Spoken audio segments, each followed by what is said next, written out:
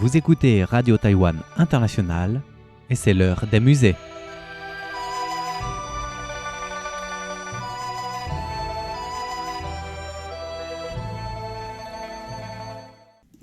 Chers amis, coucou, je suis ravie de vous accueillir pour ce nouvel épisode de l'heure des musées. La semaine dernière, nous avons commencé notre exploration du 9e signe du zodiaque chinois, le singe.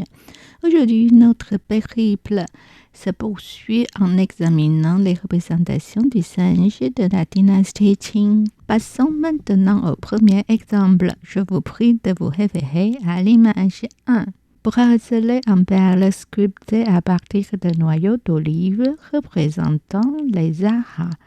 Ce bracelet est composé de 18 perles en bois et de 4 perles de corail enfilées sur une corde en soie. Les perles en bois sont finement sculptées avec des motifs en relief représentant des personnages au visage rond, au ventre prominent et au sourire bienveillant. Le bracelet est orné de 6 pendentifs en jade vert en forme de pastèque, de singe, de grenouille, de mûre, de cône de lotus et de pendentifs en jade. Des franges en soie bleue pendent de ces pendentifs. À l'extrémité supérieure du bracelet se trouve une perle de corail, de baguette dorée, une perle en jade vert, une pièce en jade sculptée en forme de pièce ancienne en jade blanc, suivie de 2 perles de corail et de franges en soie bleue.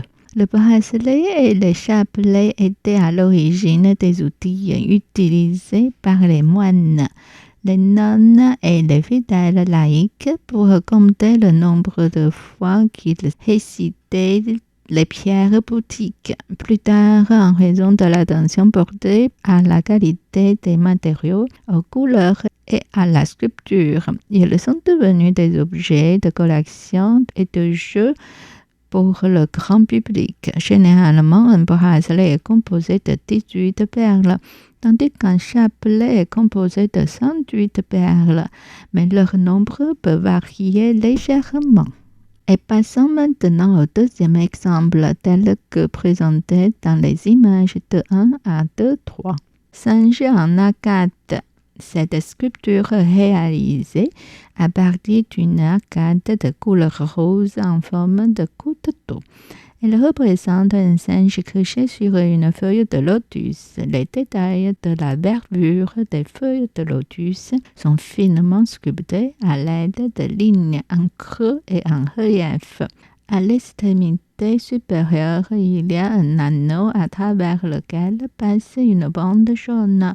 Cette bande est décorée d'une boucle et d'un nœud en forme de svastika, en rouge et blanc. Bon, passons maintenant au troisième exemple, tel que présenté dans les images 3.1 et 3.2. Pendentif en jade blanc et bleu. Le pendentif est sculpté dans une petite figurine de singe en jade bleu et blanc.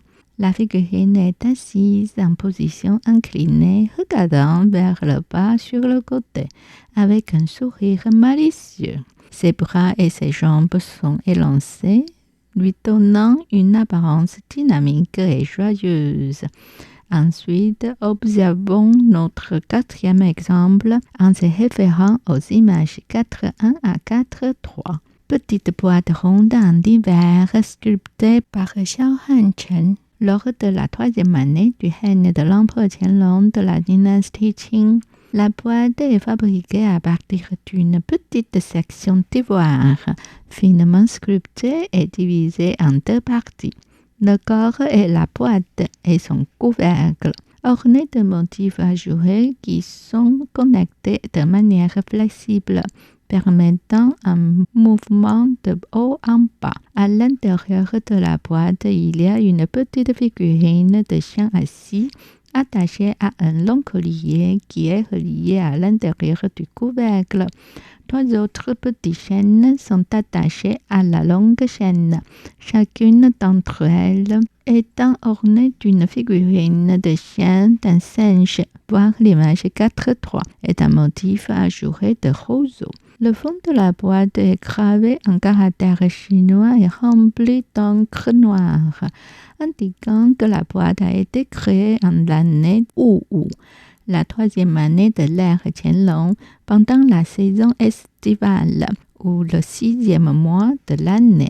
À l'origine, cette petite boîte en ivoire faisait partie d'un ensemble plus vaste comprenant une boîte aux multiples trésors richement ornés. Xiao Hanchen, un habile artisan spécialisé dans la sculpture d'ivoire, a été admis à la cour impériale au pavillon Jouyi en tant qu'artisan habile sculpteur d'ivoire en 1737. Soit la 2e année du règne de l'empereur Qianlong, l'année suivante, il a achevé cette œuvre. Les motifs ajourés finement travaillés sur la surface de la boîte et son couvercle flexible et mobile illustrent une maîtrise exceptionnelle de l'art des motifs ajourés, mettant en lumière les compétences exceptionnelles des artisans de l'ivoire du Guangdong à l'époque dans cet art de motifs ajourés.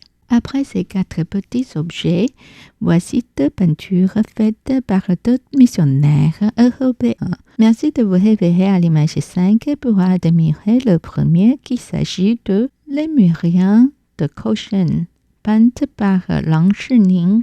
Lang Shining est le nom chinois utilisé par l'italien Giuseppe Castiglione. À l'âge de 19 ans, Castiglione est entré dans l'ordre des Jésuites en Italie en tant que novice, et sa formation initiale comprenait la peinture et l'architecture. Il a ensuite été envoyé en Chine où il est arrivé en 1715. Ses compétences artistiques ont attiré l'attention de l'empereur et il a servi la cour impériale pendant les règnes de Kangxi, Yongzheng et Qianlong en tant que peintre. Il a combiné sa formation antérieure avec des études des techniques de peinture chinoise pour créer un style fusionnant le meilleur des 2 traditions. Il excellait dans la représentation de figures d'oiseaux et de fleurs, en particulier de chiens et de chevaux. Dans cette peinture, un pêcher s'étend en diagonale depuis une zone ressemblant à une falaise. Ses branches chargées de fruits et de fleurs.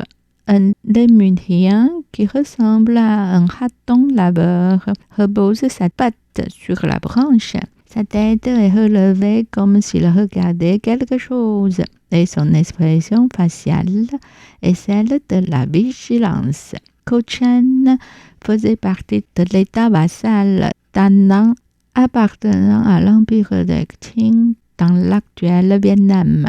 Au fil des années, les dirigeants d'Annan ont offert des animaux exotiques en tant que tribut à la cour de Qing et en 1761, ce lémurien a été présenté à l'empereur Qianlong. L'empereur Qianlong a composé un poème pour cet animal qui figurait également sur cette peinture. Ainsi, Castiglione avait 73 ans lorsqu'il a terminé cette peinture. Et la 2e peinture est illustrée dans l'image 6. 2 lémuriens faites par Ai Qimeng. Ignatius Sichabard était originaire de Bohême dans l'actuelle Tchécoslovaquie. Est arrivé en Chine en 1745 où il a intégré le service de la cour de la dynastie Qing en tant que peintre. Pour célébrer son 70e anniversaire, il a même reçu un cadeau de l'empereur Qianlong en 1777. Il était le plus important artiste occidental à la cour de Qing après Giuseppe Castiglione, dont on a parlé tout à l'heure. Bien que le style de peinture de Sichabard sont similaires à celui de Castiglione en ce qui concerne la tendance du réalisme. Sa technique est légèrement inférieure. Cette peinture représente un lori, une espèce que l'on trouve dans le sud-ouest de la Chine. Le lori lente est caractérisé par de grands yeux et de petites oreilles cachées parmi sa fourrure. Il possède des griffes bien développées pour grimper aux arbres et est connu pour sa lenteur de mouvement, d'où son nom. Voilà, c'est avec ces singes exotiques que nous concluons cet épisode de l'émission. Rendez-vous la semaine prochaine. En attendant, profitez d'une excellente semaine. C'était l'heure des musées, réalisé et animé par Miao Yonghua, diffusé depuis Taipei, Taïwan.